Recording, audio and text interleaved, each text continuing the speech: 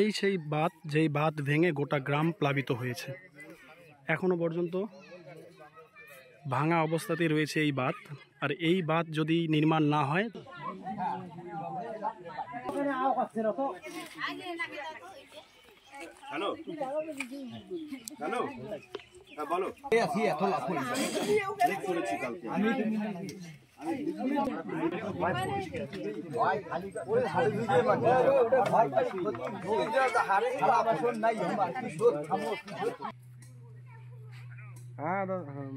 দাদা না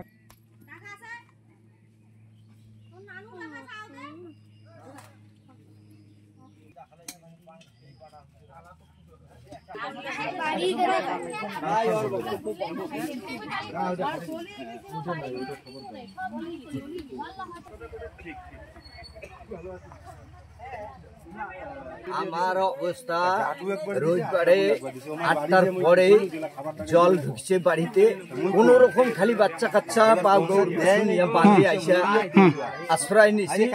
বাড়ির পরিস্থিতি আমার খুবই খারাপ। বাল বাচ্চাকে এক মুঠ খাওয়াবো এমন একটা বর্তন নাই, এক পরনের এক কাপড় এই নিয়ে পালিয়ে আছি। আমরা ভীষণ অসুবিধায় আছি। আমার বাড়ির সামনে ভাঙছে, কিচ্ছু নাই। এইখানে 1 থেকে 100-150 পরিবার আমরা এই 15-20টা ত্রিপাল সরকারি মতে পাইছি।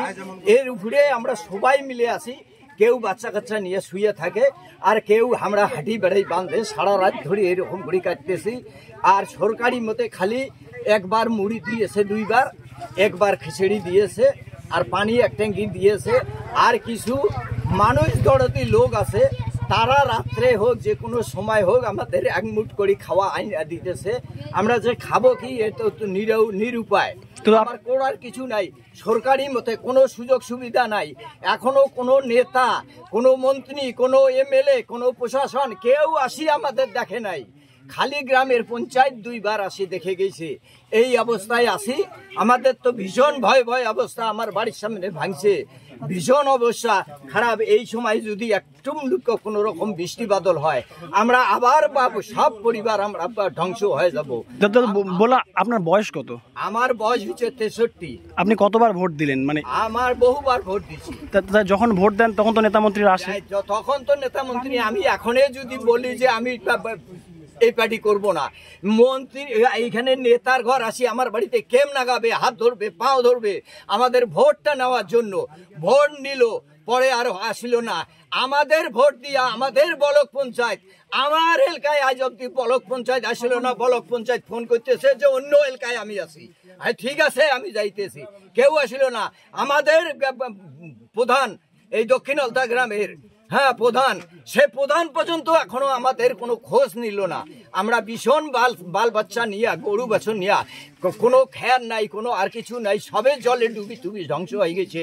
গরু বাছুর, ছাগল, ছেলে, মানুষ সবে বান্ধে পড়ে আছি। বাচ্চা কাচ্চা নিয়ে এইখানে শুয়ে আছি। এখানে আছেন, কতটা অসুবিধা হচ্ছে? প্রচুর অসুবিধা হচ্ছে। খাওয়ার পোশাক, খাওয়ার পোশাক পাচ্ছেন না? কিছু পাই না। খাওয়াটা দিছে, খিচুড়ি 1 বেলা, মুড়ি 1 বেলা দিছে, আর জল দিছে 2 বেলা। এভাবেই আছেন? এইভাবে আছি। এখনো পর্যন্ত প্রশাসনের তরফে কেউ আসেনি? আসেনি। মানে এসে দেখেও নি কিভাবে আছেন আপনারা? আমাদেরকে দেখেও নেই। আপনার ভোট দেন না? ভোটের সময় নেতা মন্ত্রী আসে না? ভোটগুলোর দাম আছে, মানুষগুলোর দাম নাই। মানে শুধু ভোট আসলে কদর বাড়ে?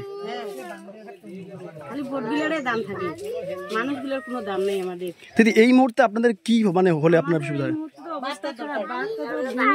কখন কি হয় বলা যায় না। বাচ্চা কাচ্চা নিয়ে কিভাবে থাকবো, কতদিন থাকার কোনো আমাদের ইয়ে নেই। এখন আমাদের বাদে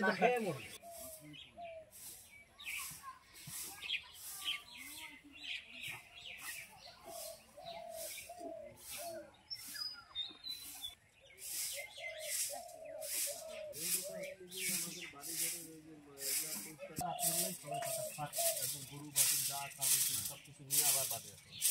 আমরা তো এখানে আছি আতঙ্ক।